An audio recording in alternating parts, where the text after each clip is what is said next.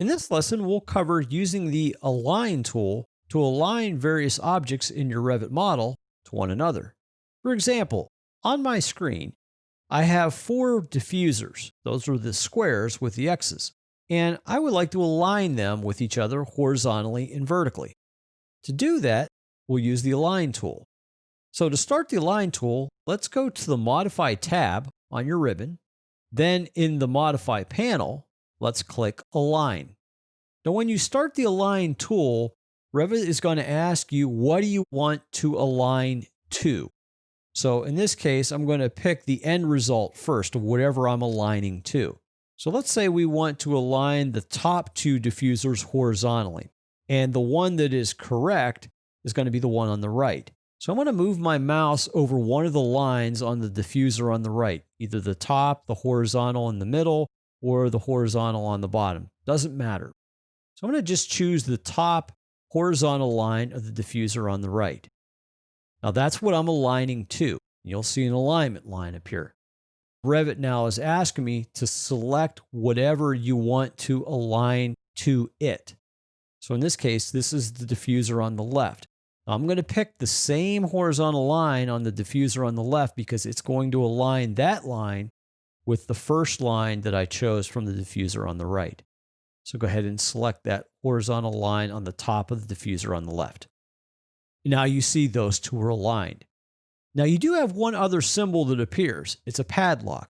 The padlock will lock these 2 elements in horizontal position, meaning if one moves, the other moves. If you don't choose the padlock, they're free to move about once again, and they can come or go out of alignment. But just to show how this works with the padlock, if you click the padlock, it now becomes locked. Let's deselect just by clicking anywhere in the background. And then to exit out of the alignment tool, hit escape. Now, if you go to move one of these actual diffusers, let's click the diffuser on the left. Now with it highlighted, just hold the left mouse button down and move it up. And as you can see, the diffuser on the right moves up and down with it. Now you can move the diffuser on the left back and forth, right and left, and it doesn't affect the diffuser on the right. To release, just let go of your mouse, and to deselect, just hit escape.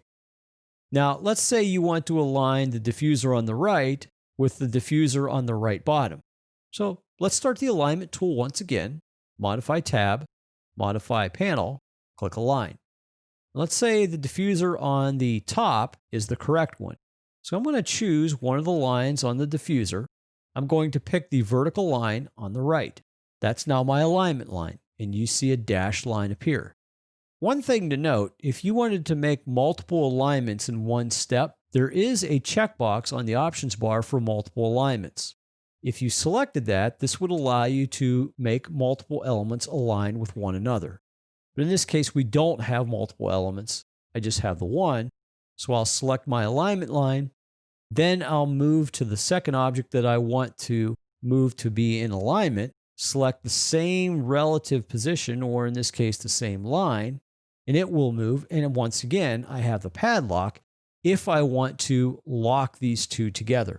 So in those 2 examples, I was able to create the 2 elements by dragging and then locking them together in position. So if I move one, the other one moves.